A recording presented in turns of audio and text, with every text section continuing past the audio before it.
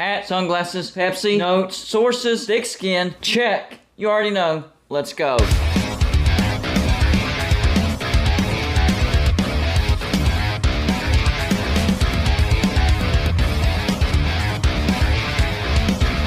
Golden Blooded is a college football YouTube channel for entertainment. So make sure to hit that like and subscribe button, and let's get into our next college football video. Don't forget to send gear to represent your team. The address is P.O. Box 360, Liberty, South Carolina 29657. Yeah. Shout out to the winners of our bowl prediction contest. We had a three-way tie for third place. In third place, we had Alan Aaron, we had Matthew Skidmore, and we had Charlie Wood. And for second place, we also had a two-way tie, so there will be two people that will get a signed Golden Blooded flat bill hat. First one is LSU number 1 2019 DJB, and the second one is Jason Rollinson. But of course, the first place spot and winner of $50, firefighter1218@gmail.com. Look at all this cat hair.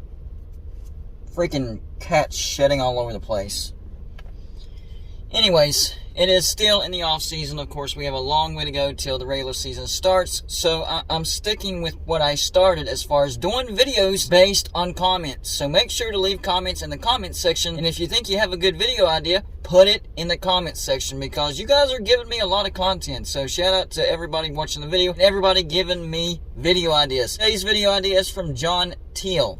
I think I'm pronouncing that right. Is it John Teal or John Teal? John Teal? I don't know. Johnteil.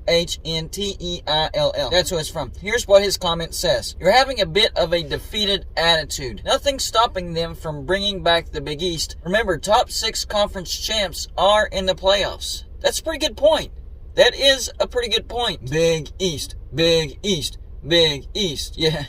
I was never much of a conference type of guy as far as being a conference homer and shouting the name, stuff like that. But in its heyday, the Big East was a pretty good football conference. So the Big East was started in 1979 as a basketball and other sports conference, and it's still ongoing now. But in 1991, they started competition in football. And it lasted all the way up till 2013. Now, the only problem with starting the Big East or restarting the Big East is the group known as the Secular Catholic 7 now own the rights because they purchased them to the Big East. They named the Big East July 1st, 2013. So the 7 schools that own the naming rights to the Big East right now are Marquette, Providence, Seton Hall, Villanova, St. John's, DePaul, and Georgetown. Those were the non-football playing schools. And the Big East still exists in basketball. Their members are Xavier, Marquette, Providence, UConn, which, by the way, all 4 of those teams are currently ranked in the AP Top 25 in college basketball. Creighton, Seton Hall, Villanova, St. John's, DePaul, Butler, and Georgetown. What about football? When the Big East played football, it was actually a pretty good conference. A lot of people throw shade on it. We see the former Big East teams, they're struggling in their current conference, and that proves that the Big East was not that good of a conference. I beg to differ. Miami was a beast in the Big East. West Virginia was a really good team in the Big East. Virginia Tech had its heyday in the Big East, getting to the national championship, I believe, in 1999. Lost to Florida State in the national championship. Syracuse had many dominant teams in the Big East. Even the newer members like Louisville and Cincinnati, they had some good years in the Big East. So if the Big East were to reform somehow, number one, they would have to work with those 7 schools with the naming rights of the Big East, saying, hey, we need to use the naming rights of the Big East and bring back Big East football. The second thing is, the Big East as a football conference would have to secure a TV deal in order for all of these teams to jump. If you're reforming the Big East, you need teams, right, as a football conference.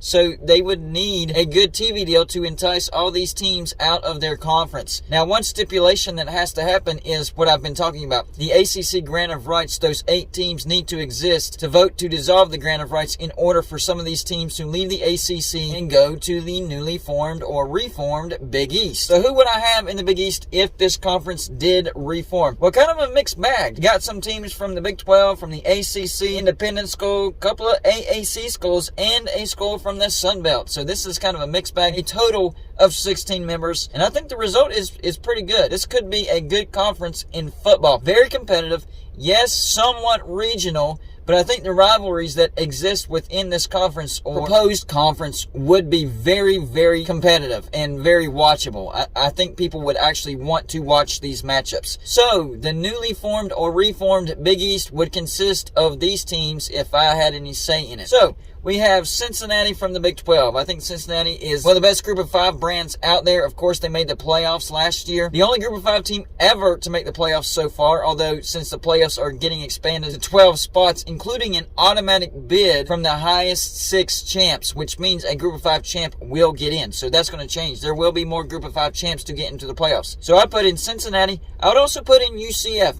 And UCF is definitely an up-and-coming brand. Gus Malzahn is a good head coach, and it will serve to help some of these other members that I'm adding to the Big East as far as travel. So Cincinnati and UCF from the Big 12. Let's go to the ACC. I would bring in Syracuse, Louisville, NC State. NC State was never part of the Big East. They have been in the ACC ever since day one. But with the ACC dissolving, I would have them jumping to this new Big East or reformed Big East. Also, Pitt. You got to bring back Pitt. Miami Hurricanes. See, there you go. That's what I'm talking about. That's one of the reasons why I brought UCF in. They're a great brand, and it would help with travel for the Miami Hurricanes. Along with those teams, Virginia Tech from the ACC, Boston College from the ACC. I kind of hesitantly put them in, but certain spots I'm just trying to fill. Same with Wake Forest. But they are Power 5 brands, okay? They're not the strongest Power 5 brands, but they are Power 5 brands, and Wake Forest has had some success recently in the ACC. Going back to the Big 12, West Virginia, of course. You already knew I was going to put West Virginia in. An independent UConn.